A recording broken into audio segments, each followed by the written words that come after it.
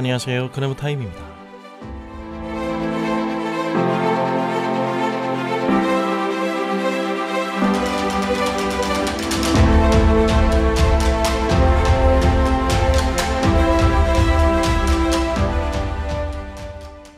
예루살렘에 도착하신 예수님께서는 제일 먼저 성전으로 들어가십니다.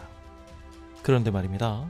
하나님의 처소라 일컬어지는 성전 안에서 벌어지는 일들이 정말 과간입니다. 성전의 뜰이 시장바닥이 된 것이 아닙니까?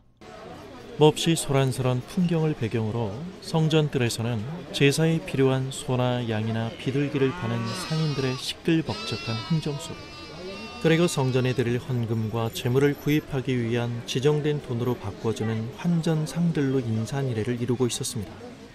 이런 상황 속에서 예수님께서는 성전 뜰에서 장사하는 사람들을 내어 쫓으십니다. 하지만 본문을 평면적으로만 읽어 예수님이 성전 안에서 장사하는 일을 정죄하신 것이라고 규정한다면 본 사건의 의미와는 좀 거리가 있습니다. 본 사건은 거짓 종교 지도자들의 돈벌이 장소로 전락한 성전을 본래의 기능, 기도하고 예배하는 성전으로서 회복시키기 위해 예수님께서 성전을 깨끗하게 하신 일입니다.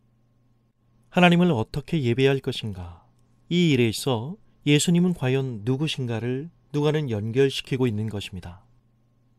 이스라엘 남자라면 누구나 1년에 유월절과 오순절, 그리고 장막절을 여호와 하나님 앞에 지키기 위해 예루살렘으로 올라와야만 했습니다. 가까운 거리면 모르지만 먼 곳에서 오는 사람들의 편의를 위해 예루살렘 곁 감람산에는 4개의 시장이 있어 제사 준비를 위한 공급과 소비가 이루어졌다고 합니다. 유대 종교 지도자들의 경제적 권력은 이스라엘에서 성전이 갖고 있는 사회 종교적 의미의 뿌리를 받고 있습니다. 거룩한 건물로서의 성전, 그리고 중보자로서의 권위는 대제사장들의 절대적인 힘이었습니다. 이러한 메커니즘 속에서 어떤 일이 성전에서 벌어지고 있나요? 아니나 다를까 당시 대제사장직을 맡고 있던 안나스와 가야바 일당이 운영하는 직영장터가 다른 곳도 아닌 성전 뜰에 자리를 잡고 있었습니다.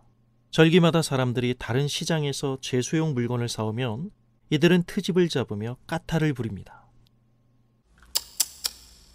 이건 흠이 있구만. 이런 걸 하나님께 드릴 수야 없지. 자네의 제사를 허락할 수 없네. 그렇다고 너무 실망하지 말게. 자, 여기 진짜 좋은 게 있네. 이걸로 사게. 너무 비싸다고 생각 말게. 이 정도는 돼야지 하나님이 기뻐하시는 온전한 제물이 아니겠나. 사람들의 종교심을 이용해 인위적으로 규정한 제물의 가치를 그 사람의 신실함을 평가할 수 있는 척도로 삼아 대제사장 일당이 폭리를 취하며 거의 강매한 것입니다. 거룩한 성전이 신앙과 탐욕이 혼동되는 장소가 된 것입니다. 타락한 종교 지도자들은 이스라엘의 중심인 성전을 핑계 삼아 사람들의 종교심을 악용하여 돈을 우려내고 있는 자신들의 행위를 정당화하고 있는 것입니다. 종교라는 이름으로 소수 특권층의 이익만이 판을 치고 있는 것이죠. 그리고 솔직히 이들은 아론 계열 대제사장으로서의 정통성도 없는 사람들입니다. 당시에는 정치적 이해와 돈을 따라 대제사장직이 임명되고 매매되었기 때문입니다. 하나님을 봐야 할 곳에서 사람들은 지금 탐욕을 보고 있는 것입니다. 그것도 다른 사람도 아닌 종교 지도자들에게서 말이죠. 이들이 의식하고 신경 쓰는 건 하나님이 아니라 자신들이 돈을 우려낼 수 있는 일반 사람들이었던 것입니다. 안나스와 가야바의 일당이 돈을 벌기 위해 판을 깐 자리는 바로 이방인의 뜰이었습니다. 성전에는 4개의 뜰이 있었습니다. 먼저는 제사장의 뜰, 그 다음이 이스라엘 남자들이 들어갈 수 있는 뜰이 있고, 그 다음에 다시 이스라엘 여자들이 주님을 경배하기 위해 들어갈 수 있는 뜰이 있었습니다.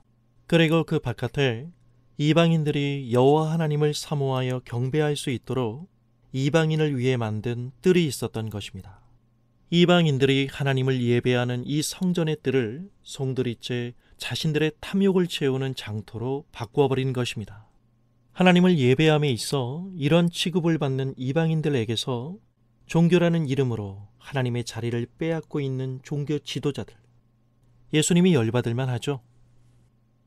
타락한 종교 지도자들은 성전을 자신들이 인정하는 신분의 사람들, 즉 내부자들과 외부자들을 구분하는 용도로 사용한 것입니다. 신앙이라는 이름하에 돈으로 사람을 재단하는 종교 지도자들을 보며 돈 앞에서 무력하기 이를 데 없는 인간의 양심을 봅니다. 하나님과의 한 라인을 자뻑하며 사람들 앞에서 거드름을 피우지만 실상 돈만 쏟아부은 가짜임을 아시는 주님께서는 이렇게 외치십니다. 내 집은 기도하는 집이라고 기록되어 있지 않느냐? 그런데 너희는 강도의 소굴로 만들었도다. 선지자 이사야와 예레미야의 말씀을 인용하신 것입니다. 오늘날은 어떤가요?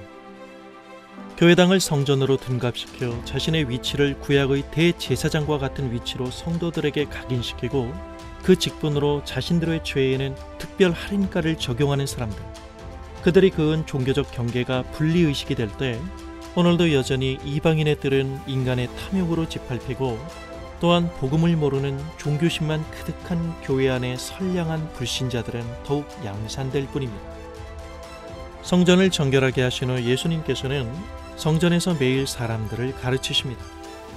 성전에서 장사하는 무리들을 쫓아내신 예수님의 행동은 바로 이 가르침을 위한 준비였던 것입니다. 예수님과 성전의 운명은 불가분의 관계에 있습니다. 예수님의 십자가로 건물로서의 성전의 역할과 기능은 종지부를 찍게 되었습니다. 모든 사람이 주님 앞에 나올 수 있도록 친히 사람들을 찾아오신 하나님을 참된 성전이신 예수님에게서 보는 것입니다. 사람들이 예수님의 말씀을 들으며 그 자리를 떠나려 하지 않은 이유는 그분이 바로 살아계신 하나님의 임재였기 때문입니다. 성전이신 예수 그리스도, 오직 그분 안에서 당신은 하나님을 예배하고 있나요?